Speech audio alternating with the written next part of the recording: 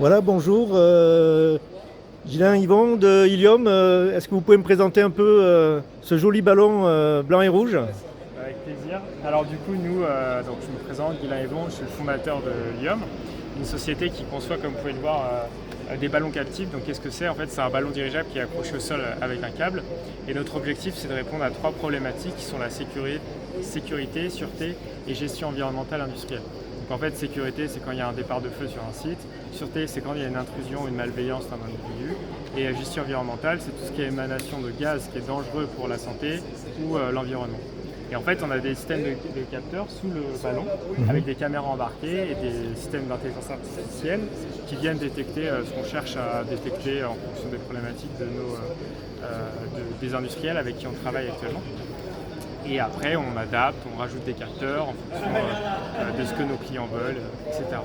D'accord. Vous visez quel marché? Le marché de la surveillance, de la sécurité Alors du coup, c'est à la fois le marché de la surveillance et de la sécurité, c'est plutôt la sécurité et la sûreté industrielle qu'on vise. Donc globalement, c'est tous les sites Céveso qui sont en France et à plus long terme en Europe et potentiellement dans le monde. Donc c'est tout ce qui est centrale nucléaire, site d'acheminement de déchets nucléaires, ça peut être les raffineries, ça peut être tout ce qui est construction dans l'acier type ArcelorMittal, ce genre de clients. Donc tous les sites globalement Céveso qui sont dangereux et qu'on cherche à surveiller parce que c'est des points stratégiques et aussi qui peuvent entraîner des dégâts comme on a pu le voir à Lubrizol notamment.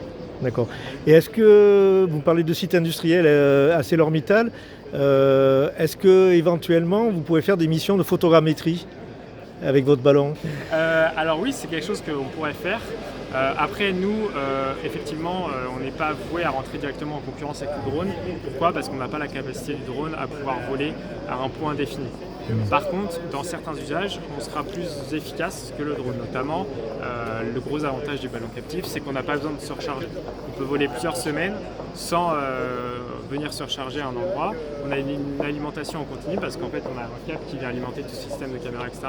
Donc une fois qu'on est positionné à un endroit, en fait, on ne bouge pas. Par contre, on ne peut pas aller se positionner à un endroit défini grâce à une commande, une télécommande.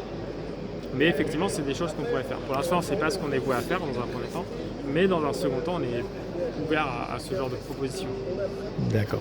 Très bien. Je vous remercie. Merci à vous.